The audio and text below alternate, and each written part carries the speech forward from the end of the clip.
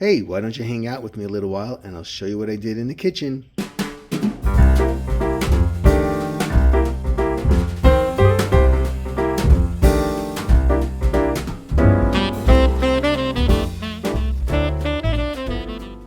Hey everybody, Joe here. Thanks so much for stopping by today in my continuation of Christmas 2025. 'Twas the night before Christmas. And today I'm just going to show you a little something I did in the kitchen to carry out the theme a little bit further. And here we're doing while visions of sugar plums danced in their heads. So as we transitioned from the family room into the kitchen, I created this toy box out of an ottoman. And on the side here, I put this part of the verse of the poem, while visions of sugar plums danced in their heads. And I have the beginning of a little bit of the candy, the sugar plums that are going to be present in the room. So Marianne has this as a working kitchen, so I have to be careful what I do. So I need to put things on the outskirts. So I started here by putting on this brocade valance on the windows, which is really, really nice. We got these at a really good price in a store, in a value kind of a store. And every now and then I use them, and I thought they looked old-fashioned and appropriate for this year's theme. Now, up on the top of our windows, I have like woodwork. I used crown molding to make the tops of the windows a little bit more chunky.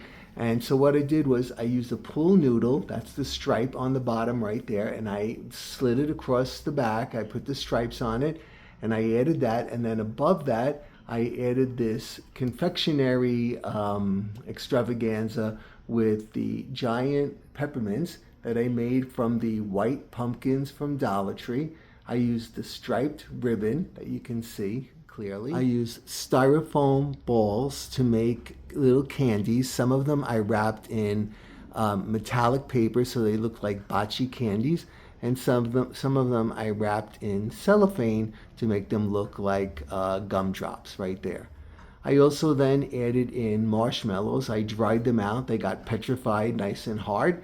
And I added other picks in with berries and little fruits and little candies and whatnot. And even some vintage Christmas balls, that one right there, to just add to the sparkle. And I finished the background off with a Christmas tray.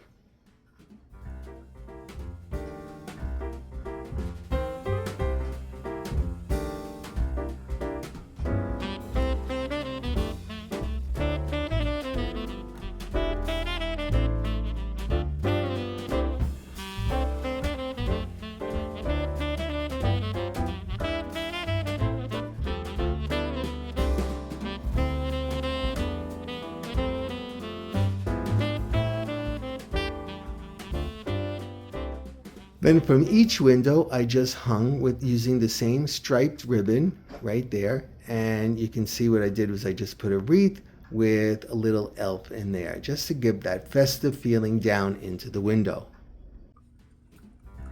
What would the kitchen be without Chef Santa?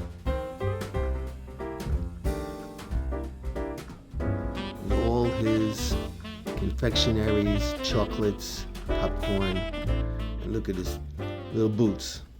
And behind that, I used PVC pipes to make giant peppermint sticks.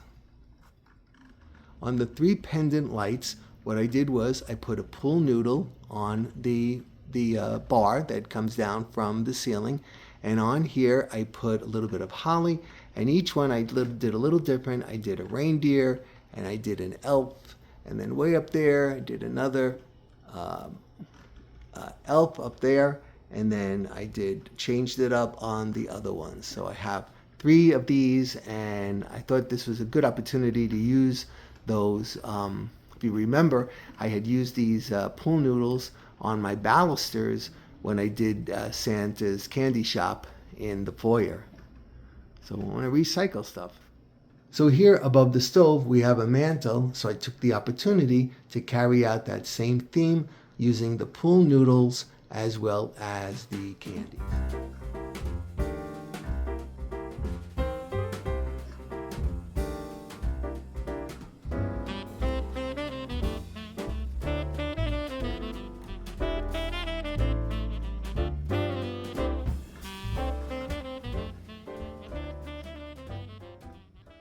Also tucked in a few places, I put a couple of little houses just to give a more festive feeling.